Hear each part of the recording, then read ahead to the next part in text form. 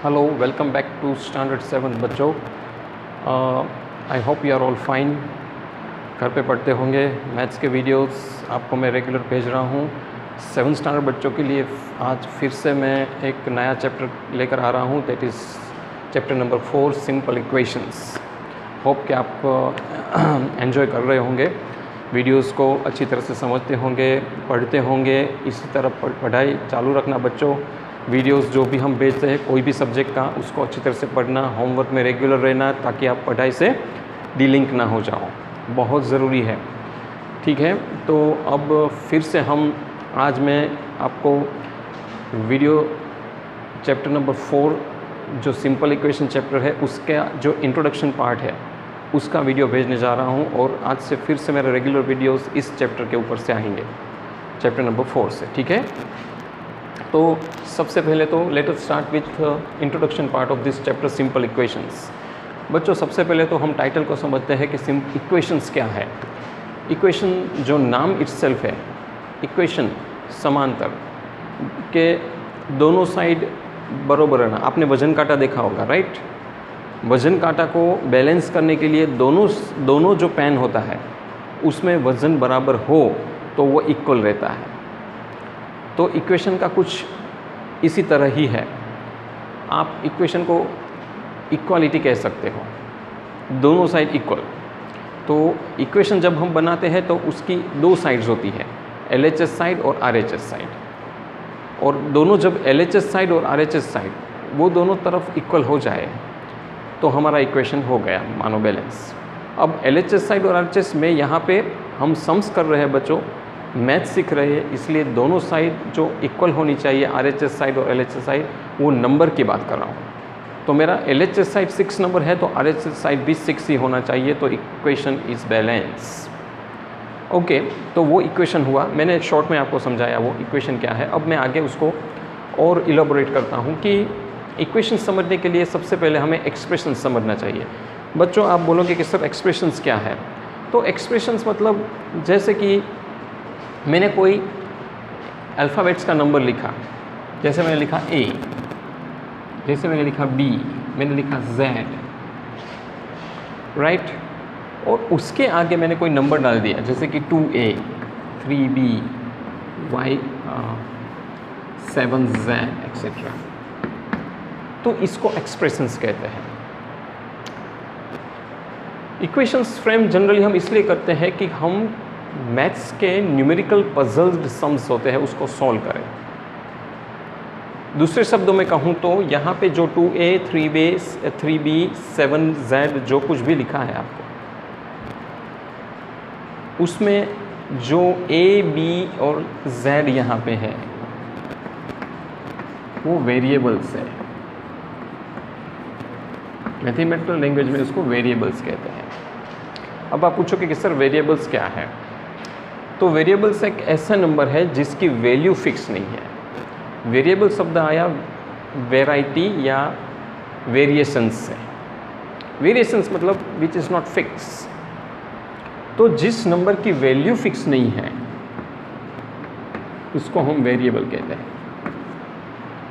तो यहाँ A, B, C unknown है मेरे लिए, मुझे नहीं पता है क्या है इसकी वैल्यू। मैथमेटिक्स में उसको A, B, C, D और अल्फ़ाबेट के कोई भी नाम आप यूज़ करते हो। Generally X, Y, Z, A, B, C ऐसा ज़्यादा यूज़ करते हैं मैथ्स में। जनरली वेरिएबल के आगे जो नंबर आता है उसको कोएफिशिएंट कहते हैं। कोएफिशिएंट। तो कोएफिशिएंट, वेरिएबल दोनों मिलकर एक्सप्रेशंस बनाते हैं। ये दो कंबाइन होता है तो एक्सप्रेशंस बनता है।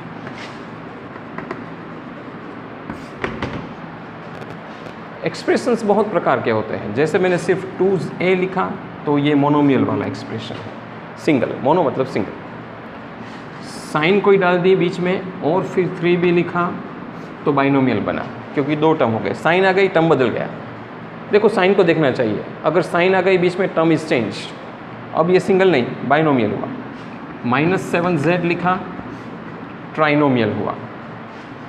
+4 लिखा, 3 से भी ज़्यादा, पॉलिनोमियल। तो ये सारे एक्सप्रेशंस के प्रकार है, मोनोमियल, बाइनोमियल, ट्राइनोमियल, पॉलिनोमियल। फिलहाल हम उसके डिस्कशन में बहुत ज़्यादा नहीं जाएंगे क्योंकि ये 6th स्टैंडर्ड में थोड़ा बहुत आपने पढ़ा है इक्वेशंस के बारे में और बाइनोमियल, ट्राइनोमियल के बारे में। आई होप सो वो याद हो आपको। लेकिन मेरा यहाँ पे विषय है सिंपल इक्वेशंस का, तो मैं वापस उस सिंपल इक्वेशंस पर आता हूँ कि ये सब जानने के बाद ये सब जो फ्रेम हुआ ना, वो सारे एक्सप्रेशंस बोलते हैं। एक्सप्रेशंस से फिर आगे जाके वो इक्वेशन बनता है। कैसे?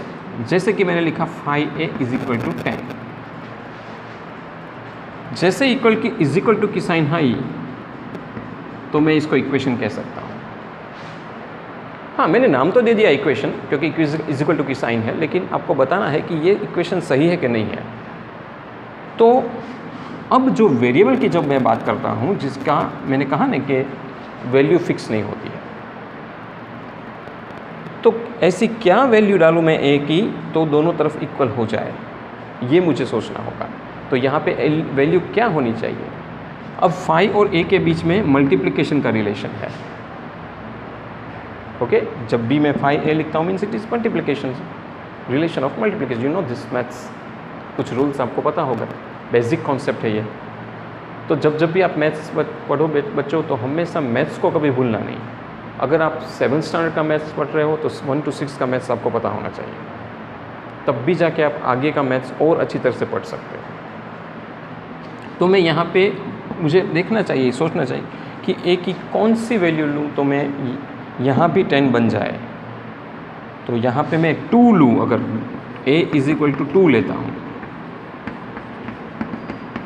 तो 5 2 10 हुआ, यहाँ भी 10 हुआ, इक्वेशन इज बैलेंस। तो यहाँ पे 2 value is the correct value for a। अगर मैं 3 लेता हूँ तो बैलेंस नहीं होगा क्योंकि यहाँ पे 15 हो जाएगा, यहाँ पे 9 हो जाएगा। अगर 1 लेता हूँ तो भी नहीं होगा क्योंकि यहाँ पे 5 हो जाएगा, यहाँ पे 10 हो जाएगा। सिर्फ 2 ही वेरिएबल यहाँ पे पॉसिबल है। तो दिस इज़ कॉल्ड इक्वेशंस। तो मैंने पहले से चालू किया कि भाई कोई नंबर है, फिर वेरिएबल्स आता है, फिर वेरिएबल्स अलग अलग प्रकार के होते हैं, फिर उसका उपयोग मैंने समझाया। तो this are all about simple equations बच्चों। अब प्रैक्टिकल यूज़ तो आप जब आगे पढ़ोगे, ये तो बहुत ही ABC है इक्वेशन की। और आपके 8, 9, 10, 11, 12 में अगर आप पढ़ोगे एल्जिब्रा अगर पढ़ रहे हो, क्योंकि ये बेसिकली एल्जिब्रा का पार्ट है। मैथमेटिक्स में 3 ब्रांच होते हैं, मैंने आपको पहले भी बताया था, अरिथमेटिक, एल्जिब्रा एंड ज्योमेट्री। इसमें ये एल्जिब्रा का पार्ट है और इक्वेशंस बेसिकली एल्जिब्रा का मेन फाउंडेशन है, जिससे पूरा एल्जिब्रा खड़ा है। तो इसके बहुत ही मैथमेटिक्स के जटिल से जटिल प्रॉब्लम्स हम इस इक्वेशन द्वारा फाइंड कर सकते हैं। फिलहाल तो आपकी जो 7th लेवल पर जो इक्वेशन दिया है, अभी मैं उनकी ही बात करूँगा, बहुत ही हाई लेवल की अभी बात नहीं करूँगा। तो उसमें क्या होगा, आपको सिर्फ a वेरिएबल्स जितने भी दिए होंगे, आपको एक ऐसा इक्वेशन दिया गया होगा जिसमें आपको वेरिएबल की वैल्यू ढूंढना है, बस वही फाइंड करना है। जैसे मैंने कैसे यहाँ ढूंढ लिया कि 2 5 2 10 तो ही इक्वेशन बैलेंस होगा। तो पूरे चैप्टर में ऐसा ही करना है।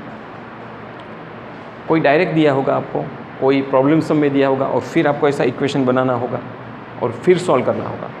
इन शॉर्ट, इस चैप्टर में आपको वेरिएबल्स की वैल्यू फाइंड करने का ही काम करना है, ये मेरे कहने का मतलब है। तो सिंपल इक्वेशन से इसे बहुत ही आसान रूप में दिया है, कोई इतना कॉम्प्लेक्स भी नहीं है।